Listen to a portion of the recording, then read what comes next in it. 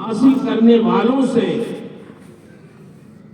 کہ جب کوئی بادشاہ کسی ملک میں جاتا ہے تو اس کے لیے سرخ کارپیٹ بچھائی جاتی ہے، اس کے اعزاز میں وہ جوتے پہن کے اسی پہ چلتا ہے۔ لیکن جب کوئی طالب علم دین کے لیے گھر سے نکلتا ہے تو اللہ اپنے فرشتوں کو بھیجتا ہے کہ اس کے فرشتے اس کے قدموں کے نیچے اپنے پر بچھا دیا کرتے ہیں۔ یہ شان ہے ایک طالب علم کی، عالم بننے والے کی، کہ ابھی وہ علم دین کے راستے میں نکلا ہے تو پھر اس کا عالم یہ ہے کہ فرشتے اس کے قدموں کے نیچے پر بچھاتے ہیں۔ ہم لوگ دنیا دار ہیں، اس لیے کسی عالم کسی حافظ کی اہمیت نہیں سمجھ پاتے۔ ہم لوگوں کے نزدیک سب سے قیمتی چیز پیسہ، دولت۔ ہم سمجھتے ہیں وہ شخص کامیاب ہے جو زیادہ دولت اکٹھا کر لے، جو بڑی بڑی بلڈنگیں بنا دے، جو بہت سرمایہ تھوڑے دنوں میں اکٹھا کر دے، وہ بہت کامیاب ہے۔ لیکن میرے بھائیوں، دنیا کے جتنے علوم ہیں وہ پیسے کمانے کے ہیں، لیکن علم دین یہ اللہ کی معرفت کے لیے ہے، یہ دین کی خدمت کے لیے ہے۔ اگر یہ علماء نہ ہو تو آپ مجھے بتاؤ کس کے پیچھے آپ نماز پڑھو گے، کس کے پیچھے آپ تراویح پڑھو گے؟ کون آپ کے ہمارے بچوں کو قرآن پڑھائے گا، کون حدیث پڑھائے گا؟ آج دین کی جو کچھ بھی بقا ہے وہ انہی ہمارے علماء کرام، ائمہ، حفاظ، قراء کی خدمتوں کا نتیجہ ہے۔ اللہ اتنی محبت فرماتا ہے قرآن پڑھنے والے سے، حدیث پڑھنے والے سے، کہ مدینے کے ایک صحابی تھے جن کا نام تھا حضرت ابی بن کعب۔ اللہ کے رسول صلی اللہ علیہ وسلم کے پاس وحی نازل ہوئی، محبوب ابی سے کہیں کہ ابی قرآن پڑھیں اور پڑھ کے آپ کو سنائیں۔ اللہ کے رسول تشریف لے گئے مسجد نبوی میں، حضرت ابی بن کعب سے ارشاد فرمایا، ابی تم قرآن پڑھو، سورہ بینہ پڑھو۔ اور ان کا حضور اب میں قرآن پڑھ کے آپ کو سناؤں گا؟ قرآن تو آپ کے اوپر نازل ہوا، آپ کی طرح کون قرآن پڑھ سکتا؟ آپ سے اچھا کیا کوئی پڑھے گا؟ آپ کی طرح کوئی نہیں پڑھ سکتا۔ آپ پڑھیں ہم سنیں گے، ہم پڑھیں آپ سنیں گے؟ نہیں، آپ پڑھیں ہم سنیں گے۔ قرآن تو آپ کے قلب مبارک پہ نازل ہوا ہے، اس لیے آپ قرآن پڑھیں۔ حضرت ابی بن کعب نے جب یہ بات کہی تو سرکار نے ارشاد فرمایا، نہیں ابی تم کو پڑھنا، اس لیے کہ اللہ نے تیرے بارے میں وہی نازل کی ہے کہ ابی سے کہو وہ قرآن پڑھیں اور محبوب آپ سنو۔ حضرت ابی بن کعب نے کہا، کیا اللہ نے میرا نام لے کے وہی بھیجی ہے؟ اللہ کے رسول نے فرمایا، نام، ہاں ابی، اللہ نے تیرا نام لے کے وہی نازل کی ہے کہ ابی سے کہو قرآن پڑھے۔ خوشی سے، شکر میں حضرت ابی کی آنکھوں سے خوشی کے آنسو جاری رونے لگے اور ارشاد فرماتے ہیں کہ ابی اب تمہاری یہ شان ہو گئی ہے قرآن پڑھنے کی وجہ سے کہ اللہ تمہارا نام لے کے اپنے محبوب کے یہاں وہی نازل فرماتا ہے، یہ شان۔ تو قرآن پڑھنا، حدیث پڑھنا، یہ اتنی سعادت کی بات ہے کہ اللہ تعالیٰ اپنے اس بندے سے بے پناہ محبت فرماتا ہے۔ حضرت مولانا عبدالسلام صاحب نے قرآن بھی پڑھا، حدیث بھی پڑھا، تفسیر بھی پڑھی، مگر ان کے عالم بننے میں تو یہی سمجھتا ہوں سب سے بنیادی کردار ان کے ماں باپ کا ہے۔ ماں باپ کی قربانیاں بڑی اہم ہیں، ان کی دعائیں، ان کی توجہات، اگر یہ اس راہ پہ لگائے نہ ہوتے مولانا صاحب کو تو آج عالم دین یہ کیسے بن پڑے؟ بمبئی میں رہنے والا، ایئر کنڈیشن میں رہنے والا ایک بچہ، وہ جا کے مدرسے میں رہ کے 9 سال تک تکلیفیں برداشت کرے، ماں باپ بھی اس کی جدائی برداشت کریں، اور یہ ساری تکلیفیں علم دین کے لیے انہوں نے برداشت کی، تو اللہ نے ان کے اس صبر کو قبول فرمایا اور مولانا عبدالسلام کو اللہ نے عالم دین بنا دیا۔ تو ماں باپ کی قربانیاں ہمارے یہاں ہوتی ہیں، وقت نہیں ہے، ورنہ میں تھوڑا سا اور عرض کرتا۔ آج وقت کی کمی ہے اور ہمارے مشائخ، ہمارے بزرگان دین تشریف فرما۔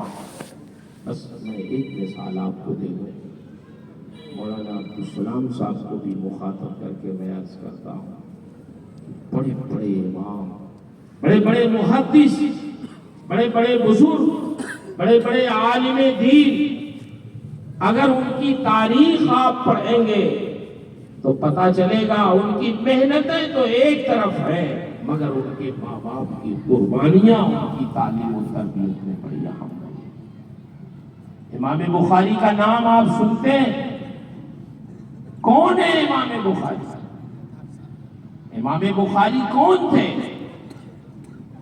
زمانہ آج امام بخاری کا نام احترام سے لیتا ہے، ان کی کتاب صحیح بخاری قرآن مقدس کے بعد اس روئے زمین پر سب سے اصح کتاب ہے۔ یہ ہمارے علماء کرام تشریف فرما اسٹیج پہ جب تک بخاری نہیں پڑھتے ہیں تب تک یہ عالم دین نہیں ہوتے، ان کو سند نہیں دی جاتی۔ فضیلت کی سند اسی وقت دی جاتی ہے جب یہ بخاری پڑھتے ہیں۔ امام بخاری کون تھے؟ امام بخاری جب پیدا نہیں ہوئے تھے تب ان کی والدہ دعا کرتی تھی، اے اللہ ایک بیٹا عطا فرما دے۔ لیکن ہمارے اور آپ میں اور امام بخاری کی والدہ کی سوچ میں آپ دیکھیں کتنی فرق ہے، کتنا فرق ہے۔ ہم لوگ اگر مانگتے ہیں کوئی لڑکا، کہ کوئی لڑکا پیدا ہو جائے، تو اس لیے مانگتے ہیں کہ لڑکیاں ہیں، کوئی لڑکا پیدا ہو جائے تو ہماری زمین جائیداد کا وارث ہو۔ لیکن امام بخاری کی ماں کتنی نیک تھی کہ وہ عرض کرتی ہے، مولا ایک بیٹا عطا فرما دے جو تیرے دین کی خدمت کرے۔ وہ دین کی خدمت کے لیے مانگ رہے ہیں۔ ہم لوگ اپنی زمین جائیداد کے لیے لڑکے کی تمنا کرتے ہیں، لیکن امام بخاری کی والدہ کتنی نیک تھی کہ وہ دین کی خدمت کے لیے اپنے ایک بیٹے کے لیے تمنا کر رہی ہیں، رب سے دعا کر رہی ہیں، بڑی دعائیں کی، اللہ نے انہیں بیٹا عطا فرمایا۔ انہوں نے سمجھ لیا کہ میری دعا قبول ہو گئی، بہت خوش ہو گئی، اپنے بیٹے کی پرورش میں لگ گئی، یہ بڑا ہوگا تو دین کی خدمت کرے گا، بہت خوش تھی۔ لیکن عجیب اتفاق کہ جب امام بخاری 6 سال کے ہوئے تو ان کی آنکھوں کی روشنی اچانک غائب ہو گئی، آنکھوں کی روشنی ہی چلی گئی۔ اب آپ غور کریں، جس ماں نے اتنی دعاؤں کے ساتھ اپنے اولاد کی پیدائش کے لیے کوشش کی ہو، مانگا ہو اپنے بچے کو، اور پھر وہ بچہ ملا اور 6 سال میں وہ نابینا ہو جائے، اس کی بصارت ختم ہو جائے، تو ماں کے دل پہ کیا گزری ہو۔ اب دعا کرتی تھی، اے اللہ تو جانتا ہے کہ میں نے بیٹا اور کسی مقصد کے لیے نہیں مانگا، میں نے اس لیے بھی نہیں مانگا کہ میری خدمت کرے، میں نے تو اس لیے مانگا کہ تیرے دین کی خدمت کرے۔ اب نابینا ہو گیا تو یہ تو اپنا کام نہیں کر پائے گا، یہ تیرے دین کا کام کیا کرے گا؟ یہ تو محتاج ہو گیا، کوئی اس کو لے جائے گا، چلائے گا تو چلے گا، یہ تو بڑا خود محتاج ہو گیا دوسروں کا، یہ دین کا کام کیا کرے گا؟ یہ تو اپنا کام نہیں کر پائے گا۔ اے اللہ تم میرے بیٹے کو بینا بنا دے، اس کی آنکھوں میں روشنی ڈال دے۔ اتنی دعا کیا ان کی والدہ نے، دن میں، صبح شام، راتوں میں اٹھ کے، تہجد کے وقت اٹھ کے دعا کرتی تھی، اور میرے بھائیوں، میرے نوجوان بچوں، آپ سے میں گزارش کرتا ہوں، آپ کبھی کبھی دعاؤں کے لیے ادھر ادھر اس بابا کے پاس، اس بابا کے پاس، اس محافظ کے پاس دوڑتے ہو، جہاں کرانا چاہیے دعا وہاں تو جاتے ہی نہیں۔ دعائیں اپنے ماں باپ سے کراؤ۔ حدیث شریف میں آیا ہے کا دعائیں نبی لامتی، ماں باپ اگر اپنی اولاد کے لیے دل سے دعا کر دیں تو ان کی دعائیں ایسے ہی قبول ہوتی ہے جیسے نبی کی دعا امتی کے حق میں قبول ہوتی ہے۔ امام بخاری کی ماں نے دعا کیا، ایک ماں کی دعا تھی کہ اللہ میرے بیٹے کو بینا بنا دے۔ تو جانتے ہیں سوئی ایک رات تو ان کی خواب میں حضرت سیدنا ابراہیم علیہ نبینا علیہ الصلوۃ والتسلیم تشریف لے ارشاد فرمایا غم نہ کر، تو بہت فکر مند ہے، بہت روتی ہے، تو نے بڑی دعائیں کی اپنے بچے کے لیے، سن میں خوشخبری سنانے آیا ہوں کہ اللہ نے تیرے بیٹے کی بینائی واپس کر دی۔ آج صبح کو جب تو اٹھے گی تو دیکھ لینا تیرے بیٹے محمد بن اسماعیل کی آنکھوں میں روشنی لوٹ گئی۔ امام بخاری کی والدہ نے جو خواب دیکھا تھا وہ خواب ان کو بالکل یاد تھا۔ جب نیند سے وہ بیدار ہوئی، آنکھ کھلی تو ان کے بیٹے محمد بن اسماعیل، جن کو ہم اور آپ امام بخاری کہتے ہیں، ان کا نام محمد تھا، باپ کا نام اسماعیل تھا، جب وہ بیدار ہوئی تو بغل میں وہ 6 سال کے تھے، سوئے تھے۔ ماں کو خواب بالکل یاد تھا۔ انہوں نے اپنے بیٹے محمد بن اسماعیل کو جھنجھوڑا، بیٹے محمد اٹھو، میں نے تمہارے بارے میں بہت بابرکت خواب دیکھا۔ میں نے اپنے نبی کے جد اعلیٰ حضرت سیدنا ابراہیم علیہ نبینا علیہ الصلوۃ والتسلیم کو خواب میں دیکھا ہے، وہ تشریف لائے ہیں، انہوں نے بشارت دی ہے کہ تیرے آنکھوں کی بینائی واپس آ گئی ہے، اٹھ سب سے پہلے مجھے دیکھ، کیا میں تمہیں نظر آ رہی ہوں؟ امام بخاری بچے تھے 6 سال کے، اٹھے، آنکھیں کھلی اور جب نگاہ ڈالی ماں کے اوپر تو ان کی زبان سے بے ساختہ نکلا، ہاں ماں میں آپ کو دیکھ رہا ہوں، آپ نے ہرے رنگ کی چادر اوڑھی ہے، وہ چادر بھی مجھے نظر آ رہی ہے۔ امام بخاری کی والدہ فوراً سجدے میں گر گئیں اور سجدے میں جا کے دعا کرتی ہیں، اے اللہ جب تو نے میری ایک دعا قبول کر لی کہ میرے بیٹے کی بینائی تو نے واپس کر دی، تو ایک دعا اور قبول کر لے کہ میرے اس بیٹے محمد بن اسماعیل کو اس روئے زمین پر اپنے رسول کی حدیث کا سب سے بڑا عالم دین بنا۔ اللہ اکبر، ماں کی دعا تھی۔ تو امام بخاری کتنے بڑے محدث ہوئے، اللہ اکبر۔ کسی نے لکھا 3 لاکھ حدیثیں آپ کو یاد تھی، کسی نے لکھا 5 لاکھ حدیثیں آپ کو یاد تھی، کسی نے لکھا 7 لاکھ حدیثیں آپ کو یاد تھی۔ 7 لاکھ تک لوگوں نے دعویٰ کیا کہ آپ کو حدیثیں یاد تھی، اس میں کوئی شبہ نہیں۔ آپ نے محنت بہت کی، کوشش بہت کی، کہاں کہاں کا سفر کیا نہیں، بغداد گئے، کوفہ گئے، بصرہ گئے، شام گئے، یمن گئے، مکہ گئے، مدینہ گئے، مختلف شیوخ حدیث سے آپ نے علم حدیث حاصل کیا۔ لیکن مجھے آپ بتائیں کہ کیا امام بخاری کے امام حدیث بننے میں صرف ان کی محنتوں کا دخل ہے؟ نہیں نہیں، ان کی ماں کی دعاؤں اور قربانیوں کا بہت دخل۔ اس لیے بلکہ امام بخاری سمرقند گئے ایک بار، تو وہاں کے جو علماء تھے، محدثین تھے، سب اکٹھا ہو گئے، کہنے لگے حضور حدیث سنائیں۔ اسٹیج لگایا، بچھایا، بیٹھایا اور فرمایا، عرض کیا حضور حدیث سنا دیں۔ آپ نے فرمایا کون سی حدیث سناؤ ذرا بتاؤ، کس موضوع کی حدیث، کس موقع کی حدیث سناؤ؟ لوگوں نے کہا اب کس موضوع کی کہے؟ آپ جتنے شیوخ سے آپ نے پڑھا ہے ہر شیخ سے ایک ایک حدیث سنا دیں۔ تو امام بخاری سنانے پہ آئے تو 1000 حدیث سنا۔ اس کا مطلب یہ ہوا کہ 1000 اساتذہ سے انہوں نے علم حاصل کیا۔ بہرحال مجھے عرض کرنا ہے کہ کسی کے عالم بننے میں بنیادی کردار ان کے ماں باپ کا ہوتا ہے، پھر ان کے مادر علمی کا، اساتذہ کرام کا ہوتا ہے، جنہوں نے پڑھایا ہے، جنہوں نے ذہن دیا ہے، جنہوں نے نگرانی کی ہے، جنہوں نے نیک راہ دکھایا ہے۔ الحمدللہ حضرت مولانا عبدالسلام صاحب، حضرت مصباحی صاحب قبلہ مقدس اللہ العالی کی سرپرستی میں ظاہر بات ہے جو ایسے عالم ربانی کی نگرانی میں ہو تو کوئی کمی بھی ہوگی تو انشاءاللہ ان کی برکتوں سے وہ دور ہو جائے۔ کئی سال آپ نے ان کی خدمت میں رہ کے علم حاصل کیا ہے، تقوی حاصل کیا ہے، اخلاق و کردار حاصل کیا ہے، اور میں تو عرض کرتا ہوں ان کی صحبت میں کچھ دن بھی اگر آدمی رہ جائے، سیکھنا چاہے تو بہت کچھ سیکھ سکتا ہے۔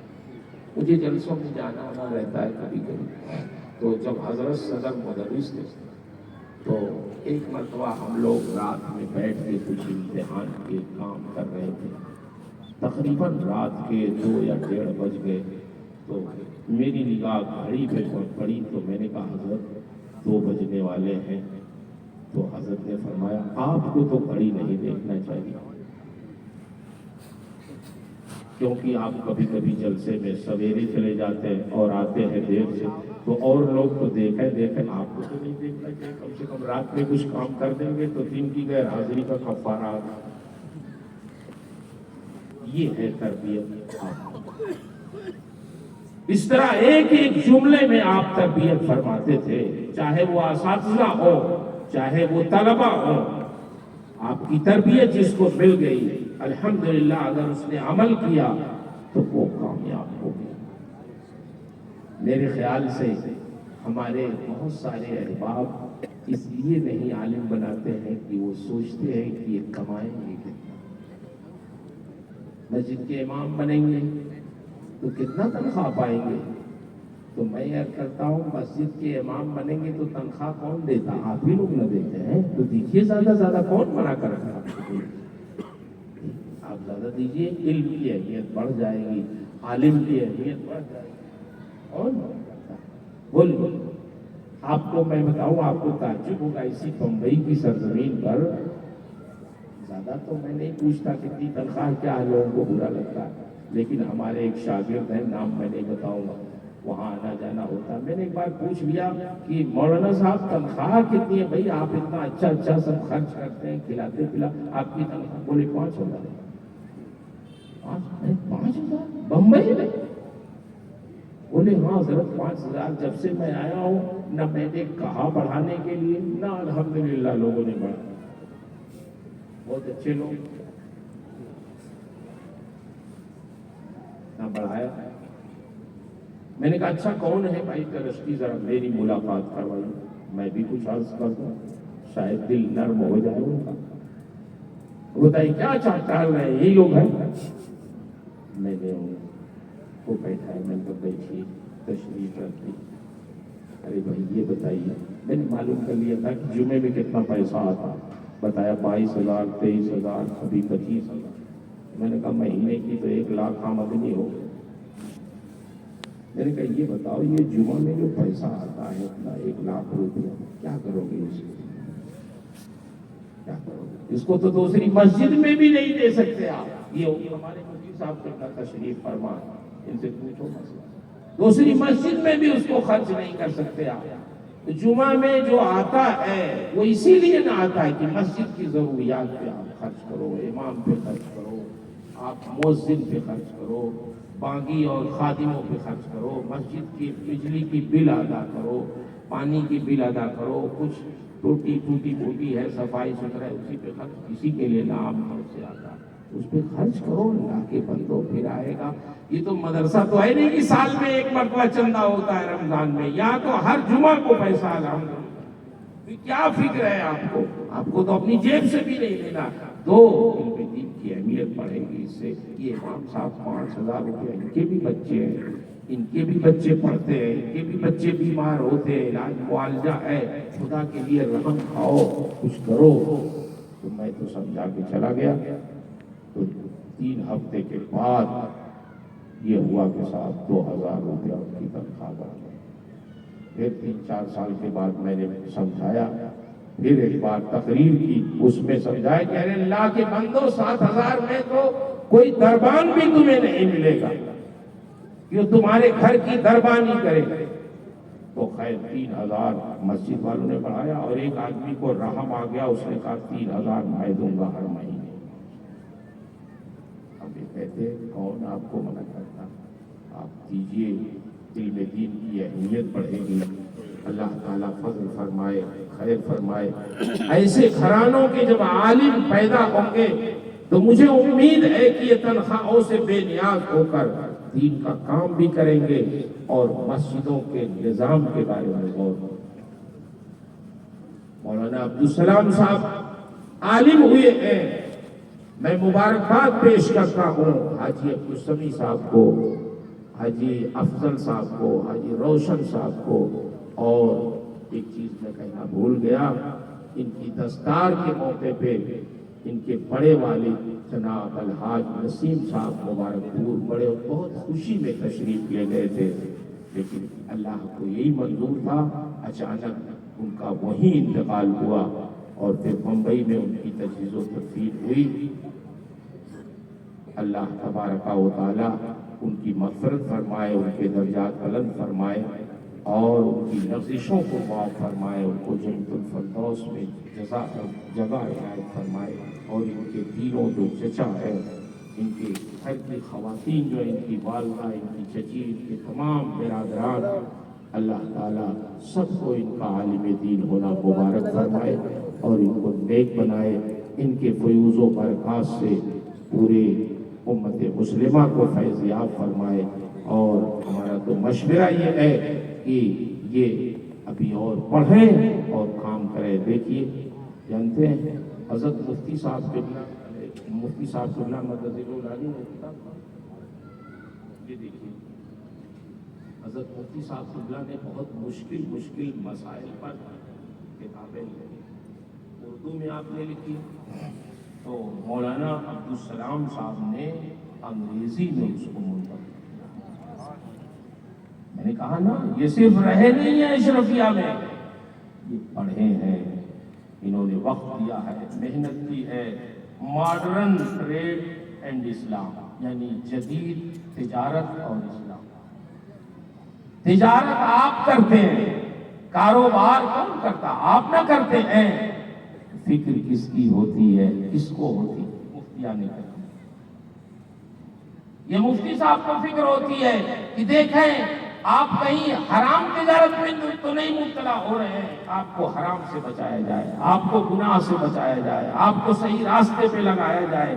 کاروبار ہماری عوام کرتی ہے، فکر ہمارے علماء کو ہوتی ہے، فکر مفتیان کرام کو ہوتی ہے۔ یہ مسائل شرعیہ غور کرتے ہیں کہ آپ کی تجارت کہاں تک صحیح ہے، کہاں تک غلط ہے، پھر آپ کو مسئلہ بتاتے ہیں، آپ الحمدللہ اس پر عمل کرتے ہیں۔ جانتے ہیں اسی لیے ہمارے نبی نے فرمایا کہ علماء کے قلم کی روشنائی شہداء کے خون سے تولی جائے گی، پھر بھی وہ شہداء کے خون پر بھاری ہو جائے گی۔ تو یہ اس میں اسٹاک مارکیٹ اور mutual fund, fix deposit, share market کے مسائل، یہ سب اس میں ذکر کیے گئے ہیں۔ مولانا عبدالسلام صاحب نے انگریزی میں اس کو کیا ہے، آپ اس کو لے بھی جائیں گے، پڑھیں گے بھی، اور مولانا عبدالسلام صاحب کو دعائیں بھی دیں گے۔ بس آج کا وقت بہت مختصر ہے، میں نے کچھ زیادہ بھی لے لیا، اللہ تعالیٰ معاف فرمائے۔ میرے بعد انشاءاللہ استاذ گرامی، مخدوم گرامی مرتبت سراج الفقہا حضرت مفتی نظام الدین صاحب قبلہ مرکز لہو العالی کا سوال جواب کا پروگرام بھی ہوگا۔ آپ تشریف رکھیں اور سوال جواب کے ذریعے جو مسائل آپ سنیں، ہم سنیں، اس پر عمل کریں۔